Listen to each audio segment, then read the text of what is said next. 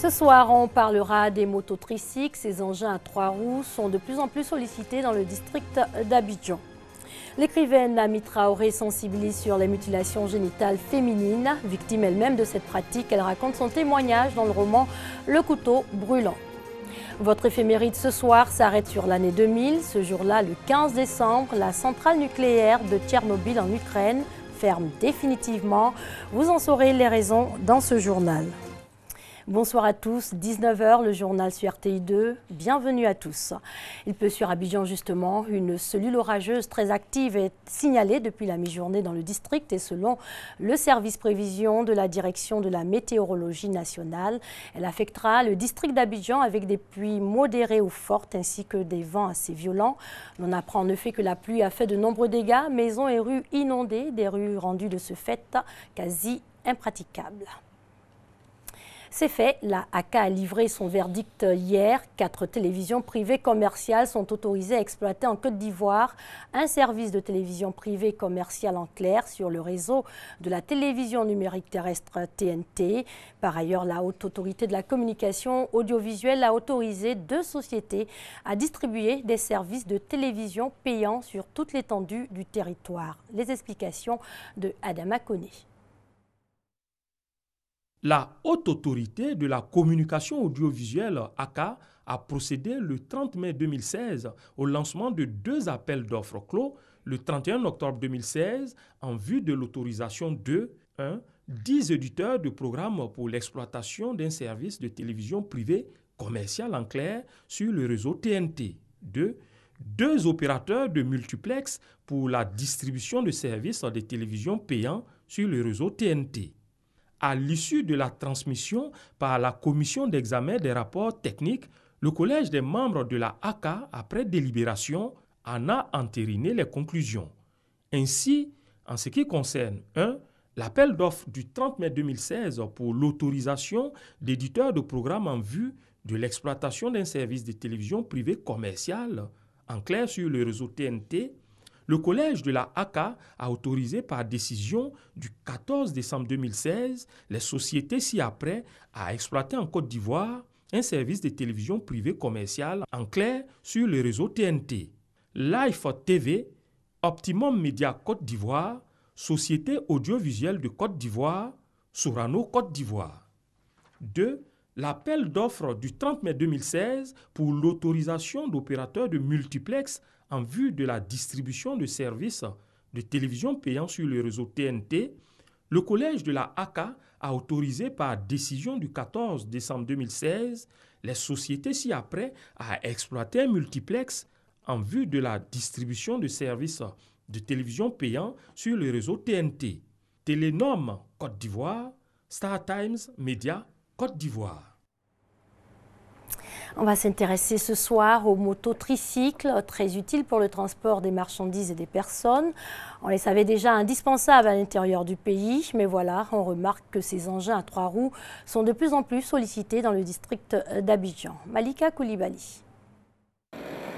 Nous ne sommes pas à Katiola, encore moins dans une autre ville de l'intérieur du pays. Nous sommes bien à Abidjan, à Cocody.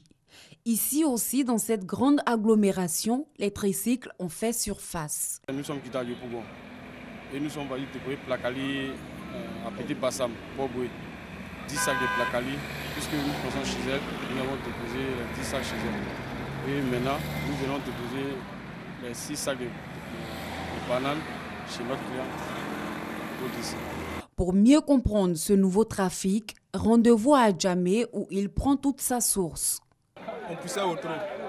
Donc quand le moteur est sorti, les gens ont payé le moteur pour nous donner, on fait recette. On prend bagage 5 000, on va beaucoup. Et des fois on peut faire 3 voyages. Et gagner moins c'est 15 000.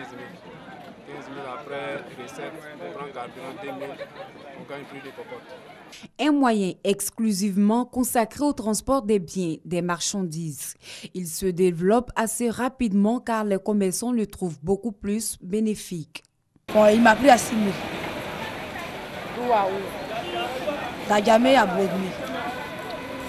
C'était une tasse, il y avait au moins 10 000, 10 000.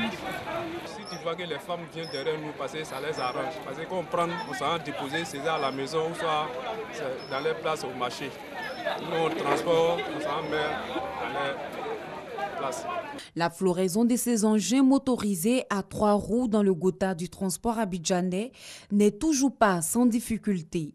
Leurs concurrents sérieux, les taxis compteurs d'un côté et de l'autre, les taxes municipales. Non, ça ne nous arrange pas parce que si on doit prendre des clients avec trucs, on ne peut plus les avoir puisque deux ou trois clients se mettent ensemble, ils prennent les tricycles et puis ils s'en vont. Mais ce que j'ai pris, 10 sacs de placali, tu ne peux pas prendre. Voilà. Donc, toi et moi, nous ne sommes pas sur la même voie. Ce qui nous fatigue là, c'est à propos de la mairie là. C'est à propos de la mairie. C'est la mairie qui nous fatigue. Sinon, tous les motos là, ils ont papier complet. Dans ce vaste trafic, dans la capitale économique, les 3 roues trouvent le moyen de se faire valoir. Le risque que cela peut occasionner, ils le savent, mais peu importe. Depuis maintenant 5 ans, il faut aussi compter avec eux pour transporter nos bagages. Et pourquoi pas nous-mêmes pour un petit tour. En bref, les inscriptions aux examens scolaires à grand tirage pour 2017 prennent fin demain, vendredi 16 décembre à minuit. L'information émane de la direction des examens et concours du ministère de l'Éducation nationale. Les élèves des classes de 3e et de terminale, les prétendants à la candidature libre doivent vérifier l'effectivité de leur inscription sur la plateforme des examens à partir du site de la DECO. Pour rappel, en 2016, près de 1,716 millions de candidats ont été enregistrés aux examens à grand tirage en Côte d'Ivoire. Elle mène une lutte acharnée contre les mutilations génitales féminines. C'est d'Ami Traoré qu'il s'agit. L'écrivaine elle-même a été victime de cette pratique. Son témoignage est le livre aux élèves du lycée Nembo à Boaké. Témoignage disponible dans le roman Le couteau brûlant, une œuvre autobiographique. Kwadio Kwame et Maria Kobi. Soudain, je sentis un objet glacé qui entra dans ma chair comme un éclair. Aucun mot ne pourra jamais exprimer la violence de ce que je ressentis à ce moment précis. Voilà un extrait de l'œuvre autobiographique Le couteau brûlant de Ami Traoré dévoilant la face hideuse de l'excision. Ablation partielle ou totale du clitoris, des petites ou grandes lèvres à des buts non thérapeutiques. L'excision est un fléau qui, malgré des campagnes de sensibilisation, continue d'exister dans nos contrées. Face à cette pratique, l'écrivain Ami Traoré, à travers la fondation Nid Trésor, avec le soutien de l'ambassade d'Allemagne, s'est engagé dans cette lutte. Stratégie adoptée, le livre comme moyen de sensibilisation. C'est arrivé d'abord à briser ce mur du carcan qui renferme la pratique de l'excision. Et de deux, je pense qu'avec les conséquences, les images qui sont montrées, je suis sûre que lorsqu'une petite fille sera en train de crier à 4 h du matin, on sera à même de dénoncer. Ces jeunes filles, choquées par la réalité de cette pratique, ont invité les parents encore adeptes de l'excision à ne plus faire de leurs filles des personnes amputées. Je retiens que l'excision n'est pas une bonne chose. Les parents ne doivent pas exciser les filles car ça entraîne de nombreuses conséquences. En Côte d'Ivoire, depuis 1998, une loi a été votée portant répression des mutilations génitales féminines avec une peine de 1 à 5 ans d'emprisonnement, avec une amende de 360 000 francs CFA à 2 millions de francs. Mais il a fallu 2012 pour voir les premières condamnations d'exciseuses. On parle de la génération Guessi, c'est elle qui accède au pouvoir à Mopoyem, c'est un village du département de Dabou, c'est donc cette génération qui va gouverner pour les 8 ans à venir. Malika Koulibaly. C'est officiel, à partir de ce jour, c'est la génération Guessi qui va présider aux destinées du peuple de Mopoyem. Pendant 8 années, cette classe d'âge doit assurer la sécurité et la pérennité de son peuple. Nous avons reçu du pouvoir les Mborma. Nous allons continuer ce qu'ils ont entrepris. Mais notre priorité, c'est de faire en sorte que ce village soit entièrement loti et que nous avons près de 200 jeunes qui cherchent, qui veulent construire. Les nouveaux gouvernants consacrés, la ministre Kondia Kamara a pris la parole. Représentant le président Alassane Ouattara, elle a invité les Ngbessi à prôner au cours de leur législature le vivre ensemble, clé d'une cohésion sociale durable. Cette fête s'inscrit pleinement dans la dynamique de la nouvelle vision de la promotion du patrimoine culturel tel que voulu et pensé par son Excellence M. Alassane Ouattara, président de la République de Côte d'Ivoire. La chefferie traditionnelle est chargée notamment de la valorisation des us et coutumes et de la promotion des idéaux de paix, de développement et de cohésion sociale. Manifestement, la diversité, la pertinence et la symbolique des activités qui ont meublé cette cérémonie montrent bien que c'est un souci partagé. À cette ébèbe cérémonie qui consacre le pouvoir d'une classe d'âge, Kondia Kamara a été faite fille de Mopoyem, membre de la génération Gbodjil Bado. Accompagnée de ses collègues de la cohésion sociale et des droits de l'homme, elle a offert au nom du chef de l'État des dons en espèces et en nature d'une valeur de 6 millions de francs CFA.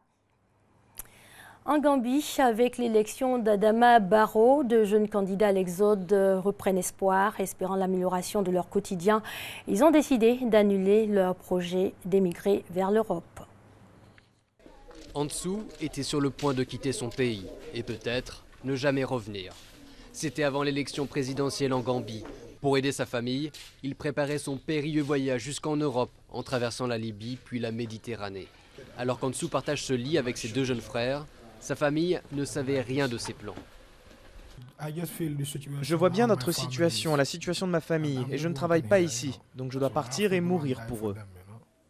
Durant la campagne, le président Yahya Jammeh assurait que l'émigration est un choix. Dans ce pays, ce n'est pas à cause de la pauvreté.